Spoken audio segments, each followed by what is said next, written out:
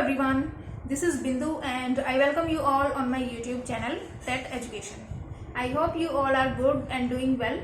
So आज की video में मैं अपना DV का एक्सपीरियंस शेयर करूंगी आप लोगों से। और मुझे एक कमेंट भी आया था कि मैम आप पूरा जो रिजल्ट आने के बाद का जितना भी प्रोसेस होता है वो स्टेप बाय स्टेप एक्सप्लेन करें, तो मैं वो सारी बातें आपसे शेयर करूंगी आज की इस वीडियो में। तो सबसे पहले मैं आपको बता दूं कि मेरा सिलेक्शन हुआ है दिल्ली में TGT नेचुरल साइंस की पोस्ट पे, और मेरी ऑल इंडिया रैंक आई है मेरी 58 और मेरा स्कोर रहा है 139.83। तो सबसे पहले चलिए शुरू कर लेते हैं आपका जो इनिशियली रिजल्ट आता है एग्ज़ाम के बाद। तो स्टार्टिंग में हमारा जैसे रिजल्ट आया और उन्होंने ई डोज़ियर अपलोड करने के लिए हमें बोला उन्होंने। तो जैसा कि आप स्क्रीन पे देख सकते हो मेरा रिजल्ट आया था और हमें ई डोज़ियर अपलोड करने के लिए उन्होंने बोला था और 15 दिन का हमें टाइम दिया था इनिशियली। तो इस तरीके से सभी कैंडिडेट्स ने ई डोज़ियर अपलोड किए और उसके बाद फिर उन्होंने 2 रिकॉल नोटिस भी जारी किए थे बाद में टाइम टू टाइम, ताकि जिन जिन कैंडिडेट्स के डॉक्यूमेंट्स में कुछ कमी थी या फिर वो कुछ अपलोड नहीं कर पाए तो उनको जो है रिकॉल नोटिस इशू किया था कि आप जो है ये टाइम रहते डॉक्यूमेंट्स आप अपलोड कर दें। मतलब कहने का मतलब ये है कि उनको 2 मौके दिए गए थे कि आप ये डॉक्यूमेंट्स अपलोड करें।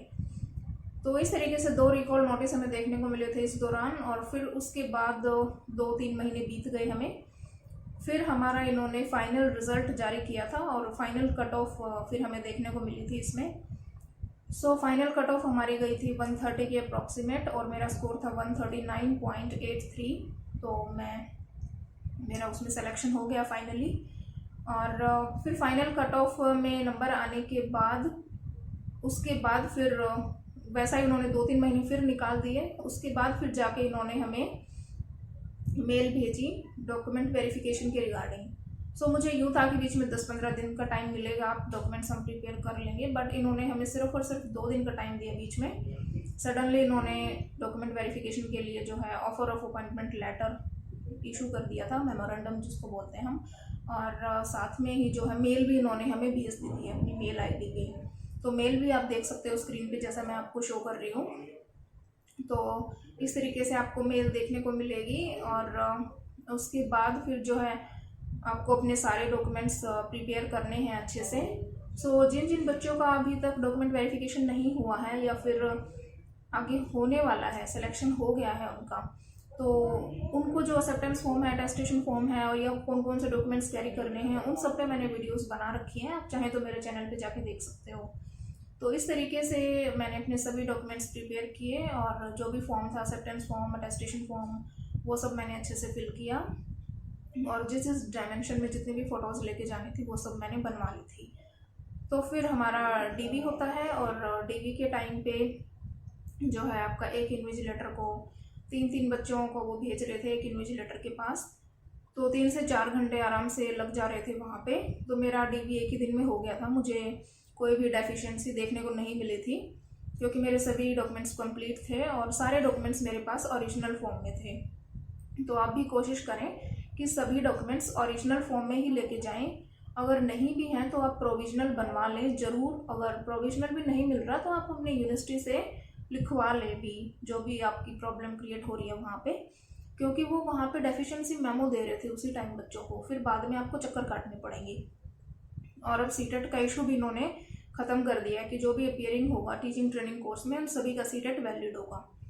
तो ये कुछ छोटी छोटी बातें थी जिनको लेकर डेफिशिएंसी मेमो देखने को मिल रहा था कैंडिडेट्स को, बट लकीली मेरा सब कुछ अच्छा गया डॉक्यूमेंट वेरिफिकेशन। और फाइनली फिर जिसका डॉक्यूमेंट वेरिफिकेशन पूरा हो जाता है सही से, उसके बाद उसी टाइम उस कैंडिडेट को जो है मेडिकल लेटर वो इशू कर देते हैं। तो मेडिकल लेटर पे आपकी 3 फोटोज़ आपको चाहिए, 3 लेटर वो इशू करेंगे, 2 लेटर वो खुद रखेंगे, 1 लेटर वो आपको देंगे जो आप हॉस्पिटल में लेके जाओगे।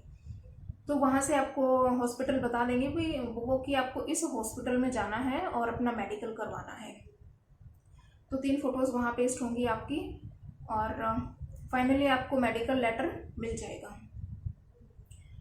सो मेडिकल लेटर मिलने के बाद फिर आपको मेल भी आ जाएगी उसी हॉस्पिटल के रिगार्डिंग कि आपको मेडिकल लेटर इशू हो गया है, वो मेल भी आपको आ जाएगी, वो भी देखने को मिलेगी।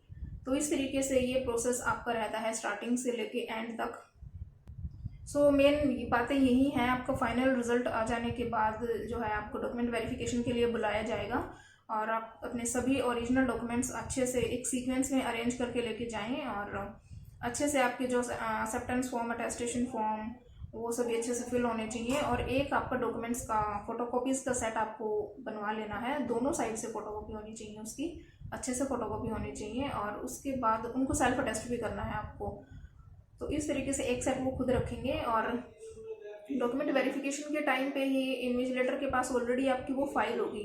जो जो डॉक्यूमेंट्स आपने इसमें ई डोजियर के दौरान आपने अपलोड किए थे, वो सभी डॉक्यूमेंट्स की हार्ड कॉपी उनके पास होगी और उन्हीं को वो आपके ओरिजिनल डॉक्यूमेंट से मैच करेंगे और टिक करते जाएंगे। सो इस तरीके से आपका डीवी होगा। और आप अच्छे से अपना डीवी कराएं, कॉन्फिडेंटली रहें। और अगर आपको कोई डाउट रहता है तो आप कमेंट सेक्शन में कमेंट करके पूछ सकते हो। अदरवाइज टेलीग्राम चैनल का लिंक भी मैंने नीचे डिस्क्रिप्शन बॉक्स में दिया हुआ है, वहाँ पे भी जुड़ सकते हो और अपने डाउट पूछ सकते हो। यहाँ तक का प्रोसेस रहता है आपका मेडिकल से पहले तक का। मेरा मेडिकल भी हो चुका है फाइनली। और आज की वीडियो में हम इतना ही रखते हैं। नेक्स्ट वीडियो में मैं आपको अपना मेडिकल एक्सपीरियंस शेयर करूँगी कि कैसे कैसे आपके कौन कौन से टेस्ट होते हैं और कितना टाइम आपको लग जाता है मेडिकल के दौरान। I hope you guys like this video, then do like, share and subscribe my channel.